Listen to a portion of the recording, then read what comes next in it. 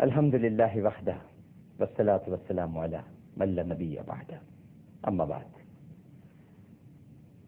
کیو ٹیلی vision دیکھنے والے تمام ہی ناظرین کرام کو پوری دنیا میں جہاں جہاں اس وقت یہ ٹرانسمیشن دیکھی جا رہی ہے، سب کو عامر لیاقت حسین کا السلام علیکم۔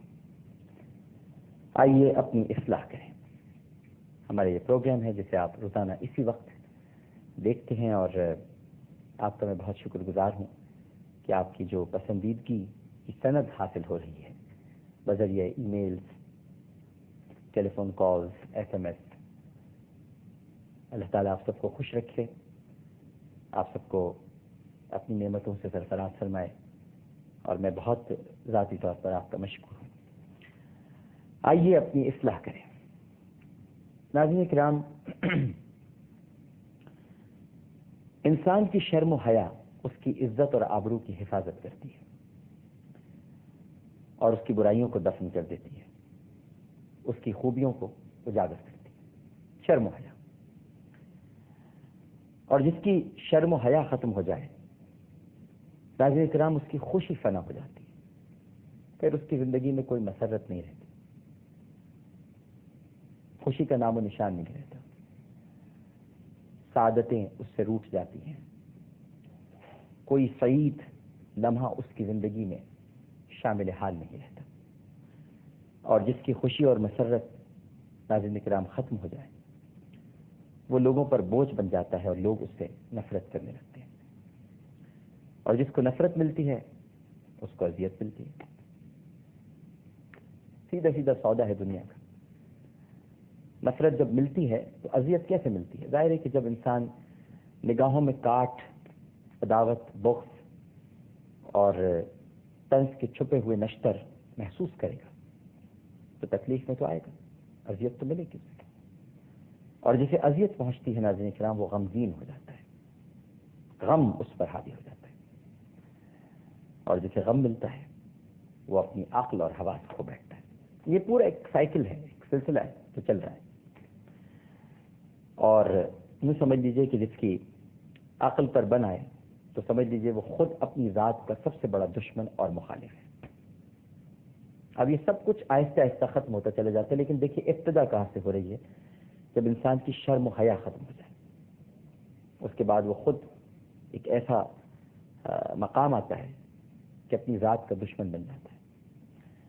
تو نتیجہ یہ برآمد ہوا، جس کے پاس حیا نہیں اس کی کوئی دوا نہیں، اور جس کے پاس وفا نہیں اس کے پاس حیا نہیں، جس کی کسی سے دوستی نہیں اس کے پاس وفا نہیں، اور جس کی شرم اور حیا ہی ختم ہو جائے تو پھر وہ جو کہے وہ کم ہی کہہ رہا ہے، اور جو کچھ کرے وہ کم ہی کر رہا ہے۔ دیکھیں، ایسے آدمی ہزاروں میں نہیں ہیں، بلکہ لاکھوں میں دو چار نکلیں گے جو اپنے عیوب پر نظر رکھتے ہیں۔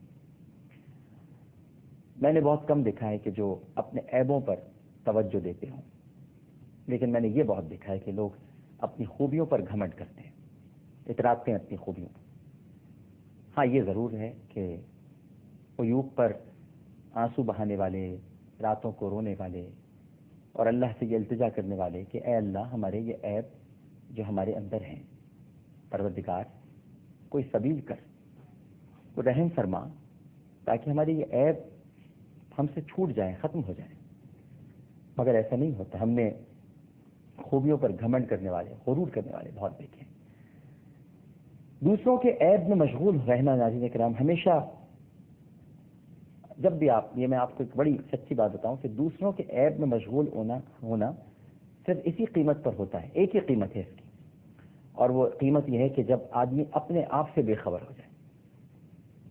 جب آپ اپنے آپ سے بے خبر ہو جاتے ہیں تو پھر سوائے دوسروں کے عیب تلاش کرنے کے آپ کچھ اور کام نہیں کرتے، کام ہوتا ہی نہیں کچھ اور کرنے کے لیے، کیونکہ آپ اپنے آپ سے بے خبر ہیں۔ تو اب آپ کا ایک ہی کام رہ گیا ہے، اور وہ کام یہ ہے کہ دوسروں کے عیوب تلاش کریں، ان کے اندر برائیاں نکالیں ڈھونڈ ڈھونڈ کر، اور اگر نہیں بھی ہیں تو آپ کسی طرح سے ان میں خود ہی اپنی ذہنی اختراع کا سہارا لے کر وہ پیدا کرتے ہیں۔ جو شخص دوسروں کے پیچھے اپنے آپ کو کھو دیتا ہے ناظرین کرام، وہ دنیا میں بھی گم ہو جاتا ہے اور آخرت میں بھی تلاش کرنے کے باوجود نہیں ملے گا۔ کیونکہ آخرت میں تو اس کو تلاش کیا جائے گا جسے جنت کی سند دی جائے گی. کہاں ہو تم، آؤ، رضوان کھڑا ہے تمہارے لیے. اور جسے تلاش نہیں کیا جائے گا وہی جان لے کہ جہنم اس کا مقدر ہے. جس کو شوق ہے کہ اسے آخرت میں تلاش کیا جائے، میرا اس کو مشورہ ہے کہ وہ اپنے عیوب پر نگاہ رکھے. دوسروں کی خوبیاں تلاش ضرور کرے لیکن ان کے اندر خامیاں نہ ڈھونڈے. میں آپ کو یوں سمجھاؤں کہ حضرت امام اعظم ابو حنیفہ حضرت نعمان بن ثابت رحمہ اللہ تعالی، جعفر بن الحسن بیان کرتے ہیں کہ کسی نے انہیں خواب میں دیکھا، یعنی امام اعظم ابو حنیفہ کو، اور دریافت کیا کہ فرمائیے کیسی گزری. حضرت نے ارشاد فرمایا کہ بخشش ہو گئی. پوچھا کہ خدمت علم کے صلے میں؟ خدمت علم تو تھی نا امام اعظم ابو حنیفہ کی. علم پھیلایا، علم کو فروغ دیا. اپنے شاگرد اس دنیا میں چھوڑ کے گئے جنہوں نے فقہ حنفی کی نوک پلک سنوار کر آج ہمارے سامنے فقہ حنفی جس کے پیروکار دنیا میں سب سے زیادہ ہے. تو آپ نے ان سے پوچھا گیا کہ حضرت کیا خدمت علم کے صلے میں آپ کی بخشش ہو گئی؟ تو آپ نے فرمایا نہیں. مسکرا کے کہا کہ نہیں، خدمت علم کے صلے میں بخشش نہیں. وہ خدمت تو ہے بڑی، اس کا مطلب یہ نہیں ہے کہ خدمت علم کی وجہ سے بخشش نہیں ہوئی. لیکن آپ سنیے نا کہ بخشش کی وجہ کیا ہے.